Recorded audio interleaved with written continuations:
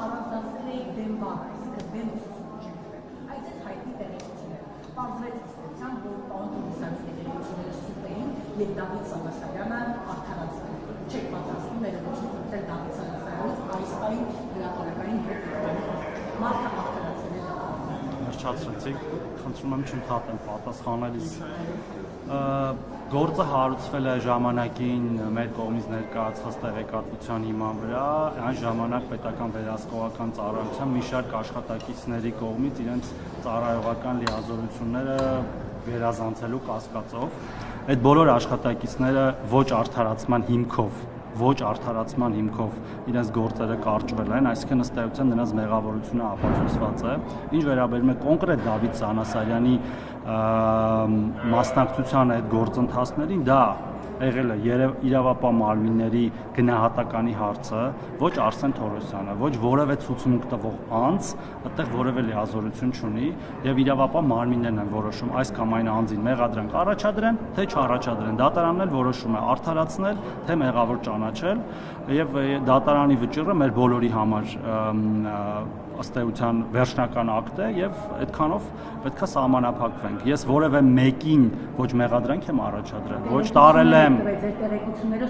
Ուրեմն ես չեմ շարունակում, որտեղ դուք ընդհատեցիք ձեր տեղեկություններն են սուտ, իմ ոչ մի տեղեկություն սուտ չի եղել։ Այլ հարցեր կան, հարգելի գործընկերներ։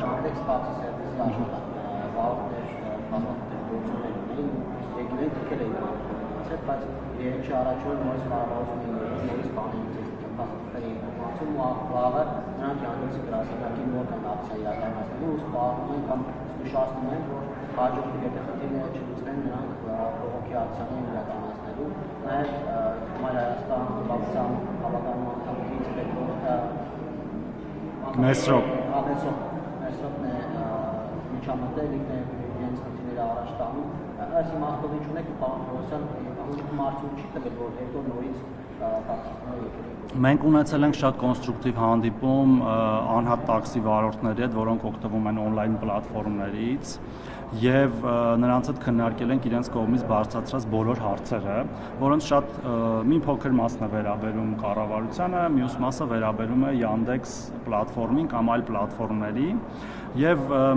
ինչպես մեր բոլոր քաղաքացիները, այդպես էլ այս մեր քաղաքացիները մեր համար կարեւոր են եւ մենք զբաղվում ենք իրենց խնդիրների լուծմամբ, ինչ վերաբերում է եւ էլի քննարկումներ ու հանդիպումներ ենք ունենալու, մյուս շաբաթ նորից հանդիպելու ենք, որոշ հարցեր արդեն գիտենք ինչպես ենք լուծելու, օրինակ կենսաթոշակային հարցերը, մյուս հարցերը։ Իմ համար տարօրինակ այստեղ որոշ ակտիվիստների կամ քաղաքական գործիչ ներկայացող ակտիվիստների միջամտություն է, այս գործընթացին, որ նախ սուտ տեղեկություններ տարածելով, երկրորդն էլ այդ մարդկանց ըստ էության նյարդերի կամ զգացմունքների վրա խաղալով ինչ որ փորձում է քաղաքական դիվիդենդներ քաղել, չեմ կարծում, որ այստեղ որևէ բան կա, որ նախ հնարավոր չի քննարկել եւ չլուծել, եւ երկրորդը պետք է օբյեկտիվ նայել այդ ամեն ինչին, բոլոր այդ բարձրացած հարցերը նայել իրականության մեջ։ Մենք իրականության մեջ նայել ենք, այդտեղ անլուծելի հարց չկա, բայց նաեւ կա ոնց համադրելի հարց, օրինակ մյուս տեսակի աշխատողների վճարած հարկերի նկատմամբ, այդ վճարած հարկերը հետո ինչպիսի ծառայություններ են դառնում իրենց համար ու գործընթացը կշարունակենք, իդեպ շատ բաներ արդեն փոխված են եղել մինչև մեր այդ հանդիպումը եւ այն ինչ որ հնարավոր կլինի փոխել, կփոխենք, պետությունն իր կողմից այդ առողջության ապահովագրության հարցերը, որոնք որ ուրիշ են ինքնազբաղվածների դեպքում կենսաթոշակային հարցերը, որոնք էլի ուրիշ են ինքնազբաղվածների դեպքում կփորձի լուծել։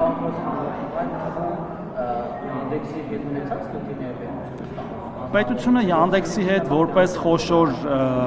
ըստ էության ներկայացուցիչ, ՏՏ ոլորտի հարաբերվում է, այնպես չի որ չի հարաբերվում եւ մեր գործընկերները աշխատում են նրանց հետ, հիմնականում մրցակցության եւ սպառողների պաշտպանության հանձնաժողովը եւ նրանց հետ էլ քննարկումներ իհարկե կլինեն, նրանք են շահագրգռված հարցերը լուծելու մեջ։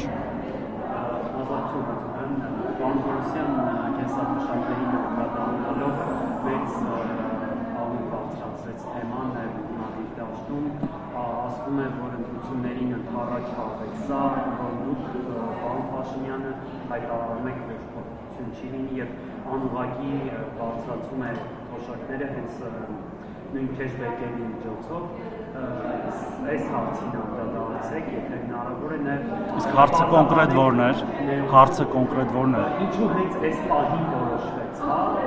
ասում է, որ հենց ընտրություններին ընդառաջ է փոփոխությունը, քաղաքական որոշում է, նաև նախագիծը երբ է հրապարակվելու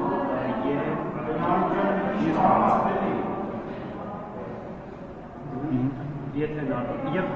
եթե հնարավոր պարզաբանեք բարձրացումը ինչ տոնով է լինելու ընդհանուր 10,000 դրամի մասին է խոսվում, որպեսզի նաև մարդկանց հասկանան եւ ինչ ամբողջական պատասխանեմ, ուրեմն կառավարությունը ունի ծրագիր 2021-2026 թվականների, որը իրագործում է եւ կառավարությունը գործում է մինչեւ նոր կառավարության ձևավորումը եւ ցանկացած գործողություն, որ իրականացնում է կառավարությունը, ըստ էության լեգիտիմ է եւ տեղավորվում է այդ ծրագրի շրջանակներում կամ բխում է, հա, ծրագրից։ Ինչ վերաբերում է մինչև այդ չանելու կամ անելու հայտարարությունների, մենք մինչև այդ բարձրացրել ենք այլ եղանակով կենսաթոշակների եւ նպաստները հետվճարի եղանակով, մինչև այդ եղել են նաեւ ուղիղ բարձրացումներ, նկատի ունեմ մի քանի տարի առաջ, ինչպես նաեւ այլ առավելություններ են տրվել, հա, օրինակ մեր բազմաթիվ կենսաթոշակառուների 65+-ի դեպքում օրինակ առողջության ապահովագրությունը եւ այլն։ Բայց նաև եղել են օբյեկտիվ հանգամանքներ, որոնք նոր են ի հայտ եկել, դա մեր տնտեսական աճի ցուցանիշն է 2025 թվականի, որը մեզ հիմք է տալիս այլ հետևություններ անել հարկաբյուջետային քաղաքականության եւ նաև որոշումներ կայացնել, որոնք որ մինչեւ դա ավելի ռիսկային էին թվում եւ դրանով պայմանավորված որոշում է կայացրել, որ բոլոր կենսաթոշակները, գրեթե բոլոր կենսաթոշակները, խոսքը 667,000 մարդու է վերաբերվում, բարձրանալու են 10,000 դրամով, իսկ որոշ կենսաթոշակներ բարձրանալու են ավելի շատ, մենք ունենք դեպքեր մինչև 10,000 դրամներ, այսինքն օրինակ կերակրող կորցնելու կենսաթոշակներ եւ այլն, եւ շատ քիչ դեպքերում այդ բարձրացումը կարող է լինել, ասենք 8 կամ 7,000 դրամ, դա խոսքը վերաբերում է շատ փոքրաթիվ մեր քաղաքացիների, որոնք արդեն իսկ բարձր կենսաթոշակ են ստանում, նկատի ունեմ միջինից մոտ 2 անգամ բարձր կենսաթոշակ ստացող քաղաքացիների է վերաբերում,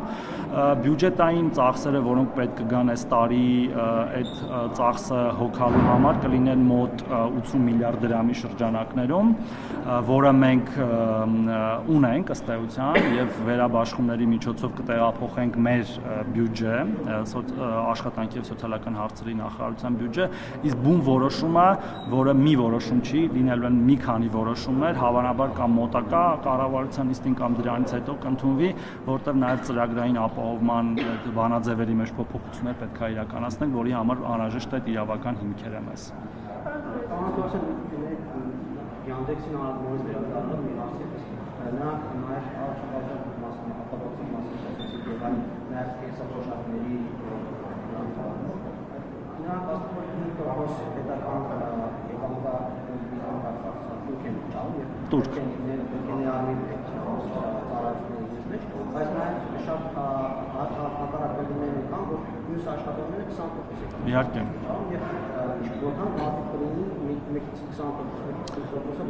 Ես դրա համար եմ ասում, ստեղ ազնվության ու ոչ ազնվության հարց, ազնվություն բառը երևի տեղին չի, ավելի շատ համաչափություն հարց կա, որտեվ 5% կանխիկից եւ եթե չեմ սխալվում 4.5% անկանխիկից է վճարվում այդ турքը, որը որևէ կերպ համադրելի չէ սովորական վարձու աշխատողի վճարած турքեր եւ ես մոտ 2 ժամ մեր հարգելի տաքսի վարորդների հետ խոսել եմ մանրամասն օրենքներով, մեր քաղաքացիները ոչ միայն 20% հարկ են վճարում, այլև վճարում են 5% կൂട്ടակային կենսաթոշակ եւ վճարում են նաեւ առանձին ապահովագրության համար 10,800 դրամ վճար եւ պետք է նայել այդ համեմատության մեջ, իհարկե լուծումներ կարող են լինել, բայց դա պետք է լինի համակարգային եւ ինքնազբաղվածների համար լուծումների շրջանակներում, որտեղ մենք էլի ունենք ինքնազբաղված քաղաքացիներ, օրինակ գյուղացիական տնտեսություններում զբաղված մեր քաղաքացիները, որոնք ապահովագրության համակարգ, եթե չեմ սխալվում, մտնելու են 2028 թվականի հունվարից եւ մինչեւ այդ լուծումները պետք է տրվեն, թե ինչպես է դա տեղի ունենալու։ Շատ թոշակառուներ իրենց մտահոգությունը հայտնեցին ձեր փոխանցումների հայտարարությունից հետո եւ կենսաթոշակները բարձրանում են 10,000 դրամով, սակայն մինչև այդ չէ հայտարարվում, թե այնպիսի տպավորություն բոլորին է բարձրանում 10,000 դրամ, այլ հետապնդվեց, որ տարբեր խմբերի տարբեր չափ է բարձրանալու։ Սրա հետ կապված թոշակառուները իրենց մտահոգությունը են հայտնում, հատկապես աշխատանքային ստաժ ունեցող թոշակառուները, նշելով, որ իրենք մեղավոր են, որ աշխատանքային ստաժ ունեն, այսինքն այն մարդիկ, ովքեր ասել Վերջացրեցիք։ Ցավոք սրտի դուք բացակայ եք, երբ որ ես այդ հարցին պատասխանում էի, եւ ես պատասխանել եմ, որ գրեթե բոլորին է բարձրանալու այդ 10,000 դրամով, այդ թվում ձեր նշած քաղաքացիներ, իրանք ոչ միայն մեղավոր չեն, այլ իրենք հենց ստաժի շնորհիվ ստանում են շատ ավելի բարձր կենսաթոշակ, քան այն քաղաքացիները, որոնք ոչ չեն ստանում բարձր կենսաթոշակ ստաժ չունենալու պատճառով եւ այդ բանաձևի մեջ, որը որ հիմա 24000 դրամի վրա է գումարվում ստաժը, գումարվելու է 34000 դրամի վրա այդ ստաժը եւ այդ քաղաքացիները, որոնք ունեն ավելի մեծ ստաժ, շարունակելու են ավելի շատ ստանալ, քան այն քաղաքացիները, որոնք որ չունեն աշխատանքային ստաժ։ Դուք երևի չեք լսում իմ պատասխանները, հարգելի լրագրողներ։ Դուք լսում եք իմ պատասխանը։ Ովքեր շատ են աշխատել, շարունակելու են շատ ստանալ եւ հետեւաբար չի խրախուսվում քիչ աշխատելը։ Հավանական է համարում եւս մեկ անգամ Ես կարծում եմ, որ այս բարձրացումը շատ էական է մեր 100 հազարավոր կենսաթոշակառու եւ նպաստառուների համար, նաեւ հաշվի առնելով, որ դրա վրա կարող է օգտագործել նաեւ հետվճարի ինստիտուտը, հետվճարը նույնպես կարող են ստանալ մեր քաղաքացիները 20% իրենց կենսաթոշակի եւ նպաստների վրա, մինչեւ 10000 դրամի չափով, ինչը ըստ էության բարձրացում է մոտավորապես 20000 դրամով բոլորի կենսաթոշակները եւ նպաստները։ Պարոն Թորոսյան, ՀԱԿԲ նախաձեռնության անդամները քիչ առաջ կառավարության շենքի առջև էին եւ մեղադրում էին, որ 2 ամիս առաջ բյուջեն է հաստատվել եւ բյուջեում նախանշված չէր, չկար որևէ որ կենսաթոշակները պետք է բարձրացնեն եւ հիմա ինչպես է ստացվում, որ միանգամից շտապ հապճեպ որոշում կայացվել 10000-ական դրամով բարձրացնել, դուք ինչպես կմեկնաբանեք։ Ես իհարկե ձեզ ներում եմ, բայց ես այդ հարցին արդեն պատասխանել եմ։ Թույլ տվեք, երբ որ պատասխանում եմ, մի ընդհատեք ինձ։ Ես այդ հարցին արդեն պատասխանել եմ, կխնդրեմ նայեք դուք տեսանյութը եւ կտեսնեք, ինչ վերաբերում է տարատեսակ քաղաքական ուժերի հայտարարություններին, ապա գիտեք, նրանք մի շաբաթ առաջ կամ մի ամիս առաջ մեզ մի բանում էին մեղադրում, հիմա մեկ այլ բանում են մեղադրում եւ անդադար երևի կմեղադրեն, որովհետեւ քանի որ այլ բովանդակային ասելիք չունեն մեր ժողովրդին, նույնիսկ իրենց իսկ մեղադրանքներին հակասող մեղադրանքներ են հնչեցնում, ասենք շաբաթը մեկ, հիմա կառավարության կողմից իրականացվող քաղաքականությունը բխում է, ինչպես արդեն նշել եմ, ծրագրից, մեր տված խոստումներից մեր քաղաքացիներին, որը մենք իրագործում ենք մինչև կառավարության գործունեության ավարտ եւ այլ քաղաքական ուժերի հայտարարությունները այդտեղ ոչ միայն կապ չունեն, այլև կարծում եմ շատ քիչ են հետաքրքրում մեր 100 հազարավոր քաղաքացիներին։ Պարոն Թորոսյան, պատասխանել եք հարցին, կառավարությունը քննարկեցին, հասկացան, թոշակառուն ինչպես կարող է 10000 վճարել, ծախսել, որ որոշեցին 10000 վճարել։ Հարգելի Նարեկ, մանիպուլացված, ձևախեղված արտահայտությունները բերել ներկայացնել որպես տենց բացարձակ ճշմարտություն։ Մանիպուլատիվ հայտարարություն արել, որտեղ ես իրեն եմ։ Ես ուզում եմ ասել, որ դուք առնվազն պետքա լրագրողական եւ պրոֆեսիոնալ կոռեկտություն ունենաք, երբ որ հարց եք տալիս, լսեք պատասխանը մինչև վերջ, որտեղ այդ հարցերի պատասխանը միշտ չէ այո կամ ոչ, եւ կարող է կազմված լինել բազմաթիվ նախադասություններից սկսվող եւ ավարտվող։ Շարունակելով բուն հարցի պատասխանը,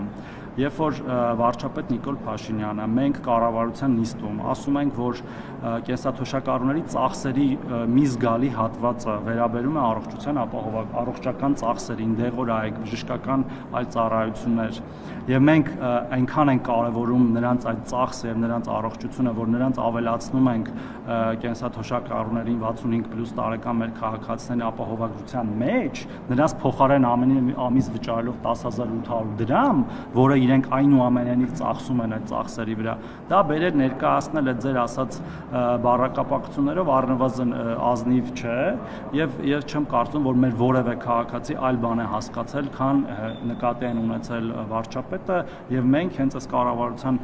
նիստերում քննարկելիս։ Չէ, գնանք, քան որ արդեն առողջապահության ապահովություն կար, 60+-ի համար ամբողջ դեղորայքը կար։ Հիմա ինչ փոխվեց, որ որոշեցիք եւս 10000 դրամ տալ։ Ես արդեն պատասխանել եմ այդ հարցին, խնդրում եմ նայեք տեսագրությունը։ Շատ լավ, եւ եթե թոշակի կապած Հա, մի հարց է տվեք ու պետք է գնամ էլի։ Պարոն Թորոսյան, դուք ցուցմունք եք տվել ՊՊՑ նախ։ Ես այդ հարցին եմ պատասխանել, խնդրում եմ նայեք տեսանյութը, ձեր կողմից առնվազն շատ ոչ պրոֆեսիոնալ է այս ձևով ճեպազրույցները հասկացնելը, շնորհակալություն։